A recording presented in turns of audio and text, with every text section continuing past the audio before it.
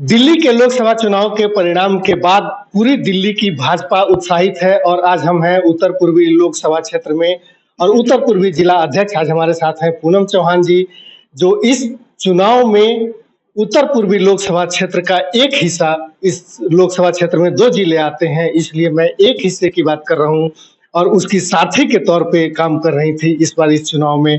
और तीसरी बार चुनाव मैदान में उतरे मनोज तिवारी को यहाँ से जबरदस्त जीत दिलाने में कामयाब हुई हैं। आपसे बात करते हैं पूनम जी, इस जीत को लेकर के क्या कहेंगी सबसे पहले अपने कार्यकर्ताओं को, पदाधिकारियों को और मतदाताओं को? सभी को नमस्कार। इस जीत को लेकर भारतीय जनता पार्टी उत्तर पूर्वी जिले का प्रत्येक कार्यकर्ता पहले ही दिन से आश्वस्त था, क्योंकि उसने मन में ठाना था कि तीसरी बार सांसद जी को सांसद बनाकर प्रधानमंत्री जी को प्रधानमंत्री बनाने में उत्तर पूर्वी जिले की महत्वपूर्ण भूमिका पहले भी रही है और आगे भी रहेगी।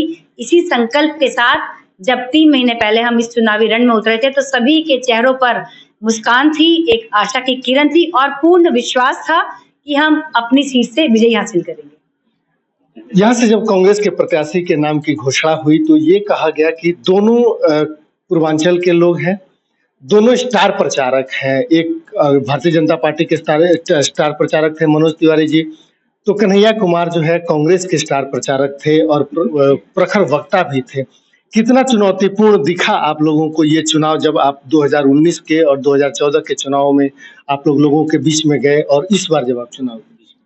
कोई भी चुनौती हमें पहले ही दिन से नजर नहीं आई। कन्हैया कुमार जिन्हें आप स्टार प्रचारक कह रहे हैं, वो स्टार प्रचारक नहीं थे, वो बाहरी थे। कांग्रेस के खुद नेताओं ने उन्हें स्वीकारा नहीं, कांग्रेस के लोगों ने उन्हें स्वीकारा नहीं और जहां बेगूसराय से वो यहाँ आए हैं वहां भी वो बहुत भारी मात्रा में हार कर यहाँ आए थे। पहले तो वो स्टार प्रचारक नहीं थे, कांग्रेस के पास कोई चेहरा ही नहीं था जिससे वो उतारते।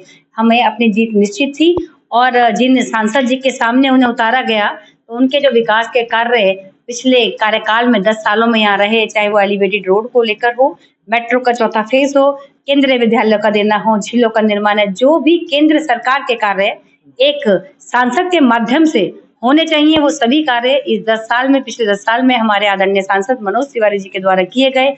जनता की सुख दुख में भागीदारी में उनका मिलना, जहां पर लोगों के मकान टूट रहे थे, रात रात को उनके साथ रात गुजारना, उनकी लड़ाई लड़ना, मनोज तिवारी जी ने जनता के बीच में रहकर जनता की लड़ाई को लड़ा और इसी का फल था कि जनता ने पुनः उनके पर विश्वास जताया, जिसके लिए हम पहले से ही आश्वस्त थे। मैं अपने उत्तर पूर्वी जिले के प्रत्येक कार्यकर्ता का, बूथ शक्ति केंद्र प्रमुख, हमारे मंडल अध्यक्ष, सभी व्यक्तियों ने, सांसद जी के पास बहुत बड़ा एरिया था, सांसद जी जहां नहीं पहुंचे लेकिन सभी ने अपनी इंडिविजुअल जिम्मेदारी निभाते हुए अपने अपने गली मोहल्लों में पदयात्रा की, घर घर जाके जनसंपर्क किया और डेली पदयात्रा की, चाहे उसमें सांसद जी रहे, मैं रहूं या ना रहूं। तो ये एक बहुत बड़ी बात, उन्होंने अपनी जिम्मेदारी से इस चुनाव को लड़ा और आगे जिस लक्ष्य को लेकर हम चले थे वो हमने पूरा किया। इस चुनाव में जैसे हमने चुनाव से पहले जब पूनम जी से हमने बात किया था तो हमने इनसे पूछा था कि इस चुनाव में, इस लोकसभा क्षेत्र में कौन कौन से ऐसे बड़े नाम हैं जो यहाँ चुनाव प्रचार में उतरने वाले हैं। इस चुनाव के दौरान प्रधानमंत्री नरेंद्र मोदी हो, नितिन गडकरी हो, ऐसे कई बड़े चेहरे जो है चुनाव प्रचार में आए। तिवारी जी के पक्ष में उन्होंने चुनाव प्रचार किया। प्रधानमंत्री नरेंद्र मोदी की रैली होने के बाद भी अगर चुनाव परिणाम को देखें तो पिछली बार के का और इस बार का जो चुनाव हार जीत का जो अंतर है वो काफी कम हुआ है। ऐसा क्यों हुआ? देखिए, मोदी जी की जो रैली रही, जनता का मोदी जी से प्रेम आपने देखा ही होगा, किस तरह से लोग अपने जनप्रिय नेता को, जो विश्व नेता है, उनको सुनने के लिए, उनकी एक झलक भर पाने के लिए जनता उमड़ी थी।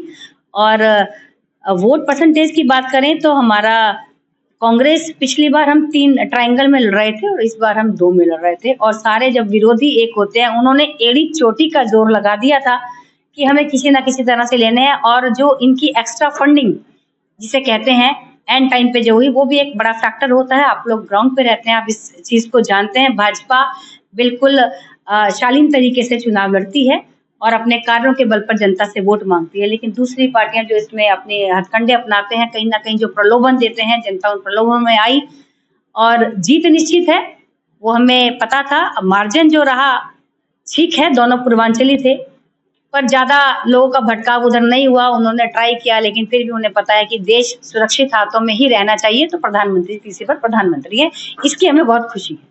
ये है कि अगर दिल्ली की बात करें तो दिल्ली के सातों सीटें जीतने के बाद अब भारतीय जनता पार्टी की विधानसभा चुनावों को लेकर के क्या रणनीति होगी। इस बार तो ये जरूर देखने को मिला है कि प्रधानमंत्री नरेंद्र मोदी का जादू कम से कम देश में भले ही नहीं चला हो, दिल्ली में चला है। क्या यह जादू या भारतीय जनता पार्टी की यह जो वोट शेयर का जो एक स्थिर रहना है, वो इसी तरीके से बरकरार रहेगा और विधानसभा चुनाव में परिणाम कुछ बदलेंगे? बिल्कुल, दिल्ली की सातों सीटें हमने जीती हैं और दिल्ली के प्रत्येक कार्यकर्ता ने इसमें पूरा भरपूर मेहनत की है और प्रयास किया है। और हमारे दिल्ली के प्रदेश अध्यक्ष वीरेंद्र सचदेवा जी, उनकी अगुवाई में दिल्ली सातों सीटें जीतकर नरेंद्र मोदी जी को प्रधानमंत्री के रूप में हमने अपना दिल्ली सौंपा है। और मोदी जी का जादू कम नहीं हुआ है, वो इसी तरह लोगों के दिलों में है। हाँ, ये जो चुनावी नतीजे हैं थोड़े से निराशापूर्ण है, लेकिन कोई बात नहीं। हमें अगर कहते हैं ना कि जुनून है, जोश है, देश को आगे ले जाना है, विकास की राह पर लाना है, मोदी जी का जो विजन है उसके साथ जनता पुनः कनेक्ट होगी और विधानसभा चुनावों में हमारे सांसदों की भूमिका बहुत बढ़ जाएगी। क्योंकि जिस तरह से अभी चुनाव में वो जनता से रूबरू हुए और उन्हें मालूम चला कि किस तरीके से जो दिल्ली सरकार की जो कमियां हैं जिनसे जनता जूझ रही है उसको कैसे दूर करना है, उन मुद्दों को लेकर वो सड़कों पर थे, लोगों से उन्होंने बातचीत की। तो विधानसभा चुनाव में हमारे सांसदों का रोल बहुत महत्वपूर्ण रहने वाला है और सभी कार्यकर्ता पूरे जोश में और अपने नेता मोदी जी के साथ हैं और उन्हें पूर्ण विश्वास दिलाते हैं कि मोदी जी, हम दिल्ली में फिर दिल्ली के वनवास को खत्म करेंगे और बहुत एक दृढ़ निश्चय के साथ इस बार हम दिल्ली विधानसभा भी जीतेंगे। जी, बहुत धन्यवाद। तो ये थी पूनम चौहान, उत्तर पूर्वी जिला अध्यक्ष, जिनसे हम बात कर रहे थे उत्तर पूर्वी लोकसभा क्षेत्र के परिणामों के बारे में। दिल्ली में जो भारतीय जनता पार्टी की अगली उम्मीद जो बन रही है उसके बारे में निश्चित रूप से भारतीय जनता पार्टी के पदाधिकारी, उसके कार्यकर्ता और उसके समर्थक भी उत्साहित हैं इस लोकसभा चुनाव के परिणामों से। लेकिन विधानसभा चुनावों का जो अभी तक का पिछले 2 और 3 बार से अगर हम देखें विधानसभा चुनाव का जो परिणाम रहा है वह इस उत्साह को किस तरीके से अगली बार के उत्साह में बदलता है, यह देखने वाली बात होगी। क्योंकि जो 2014 में जब लोकसभा चुनाव हुए थे तो लोकसभा चुनाव में फिर नरेंद्र मोदी को समर्थन मिला था, जबकि विधानसभा चुनाव में एक अलग ही दृश्य देखने को मिला जो ऐतिहासिक था।